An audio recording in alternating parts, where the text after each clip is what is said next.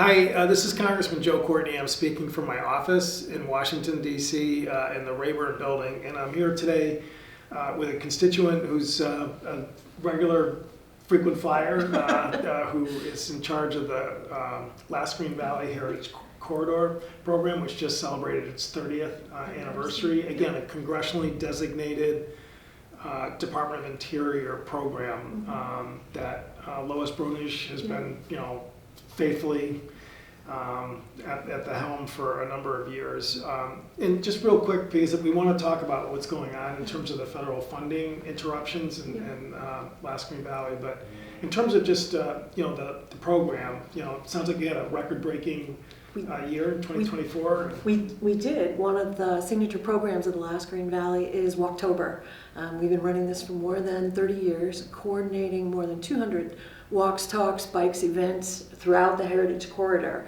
And we rely on a lot of our partners, historic societies, land trusts, and so on, to help us produce all of these events. But we had a record-breaking 120,000 people attend Walktober events this year. So it's a real economic driver because we really encourage people to come and do one of these events and then visit a restaurant or shop local, and get out and really explore all the other amenities in the Heritage Corridor. So we see a lot of the work that we do as regional economic development.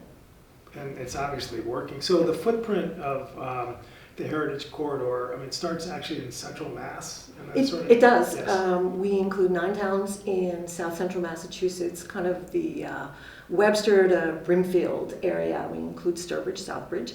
And we have 26 towns in Connecticut, really the northeastern corner along the Rhode Island border down to Norwich, and then west, kind of Lebanon, Willimantic, Mansfield area. Great. So 35 towns. Yep. Yeah. So, it's right in the center of the 2nd Congressional District. Yep.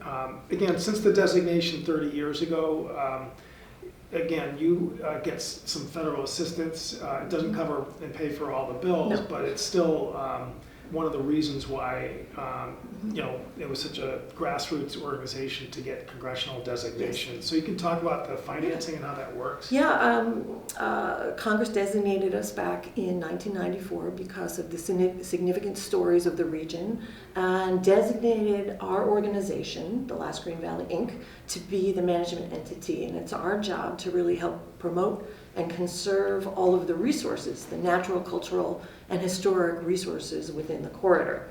Obviously, with 1,000 square miles, we can't do it all alone, and we rely on a lot of partners. But what Congress did was appropriate a small amount of money for us every single year that we could invest in the corridor, and we actually have to match that one-to-one with non-federal dollars, state and local contributions. So now there are actually 62 heritage areas around the country. We were one of the first, and this public-private partnership model really took off. People understand and believed in this model, and we're happy to say that we were actually there at the start, and I hope helped to spur the moment for other heritage areers around the country. And again, we're not talking mega dollars. No. So, drop in the bucket. Yeah. We get just over $600,000 right now. Per year. Per year. Yep. And that helps us provide the staff to run all the programs that we coordinate. But we have to match that at least one-to-one. And overall, heritage areas around the country bring in 4 to 5 times that in non-federal dollars towards these programs. So in the end of January, obviously, like a lot of other grantees, the system has really been disrupted. Maybe just describe, briefly what. Yeah. We were surprised to learn last week that our access to the payment system that we used to draw down funds had disappeared. Well, we could get into the system, but the account with the funds in it and our fund balance was gone. It's Department of Interior, right? It is Department of Interior. This is the ASAP system. Right. And we need to withdraw our funds on a reimbursement basis. So we've already spent the money, and we go in about once a month and take the money back in reimbursement for the federal expenses. And so we found out early last week that we couldn't do that anymore. And that was the same for heritage areas around the country. We also know of a couple of partners that are working, particularly in the agricultural realm, that were also told that they weren't able to access funds that had already been allocated to their projects too. You know, we had a contract, this was for fiscal 24 funds that Congress had appropriated more than a year ago for our program. So we were surprised. Luckily, we were able to get back in as of Thursday of last week, but we know that other heritage areas have not been able to get, for example, fiscal 25 funds, which were sort of halfway through the year already. Right. So it was definitely a disruption. It caused us, you know, a lot of head spinning Right. and obviously concern, you know, So, and worry. But I mean, if this goes on or gets restarted or whatever, I mean, there's just really a limit to how much you can carry staff and paying them. Yeah, absolutely. We have a lot of generous supporters in the region. We've always had a lot of grassroots supports. So we have generous donors and members, and they will enable us to weather a storm, but it can't be a full year storm. Right. You know what I mean? Yep. It's, you know, we're grateful for all the support that we get in the region, and that's what keeps our cash flow going when we can't draw down on the federal funds. Right.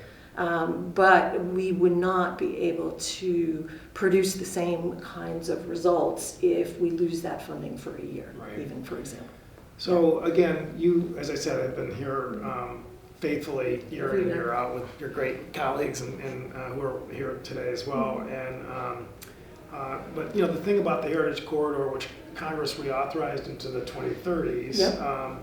you know, has a lot of bipartisan support. Yes. It is clearly, you know, not, you know, funded at exorbitant levels. No. And again, it demands that, you know, the grantees have to demonstrate, you know, local support, which you've Right, done. which we do. And, but, you know, clearly getting blindsided with like this, and again, you're not alone in terms of other programs and grantees around the district that are doing good things, whether it's researchers at UConn, Head Start teachers, obviously healthcare facilities like the federally qualified centers in Norwich and Willimantic have been experiencing exactly the same kind of disruption. And the bottom line is that, you know, the Constitution is very clear. Congress has the power of the purse. These are funds which, as Lois mentioned, have been approved, appropriated, signed into law by the executive branch. And if people don't like the programs, they are free to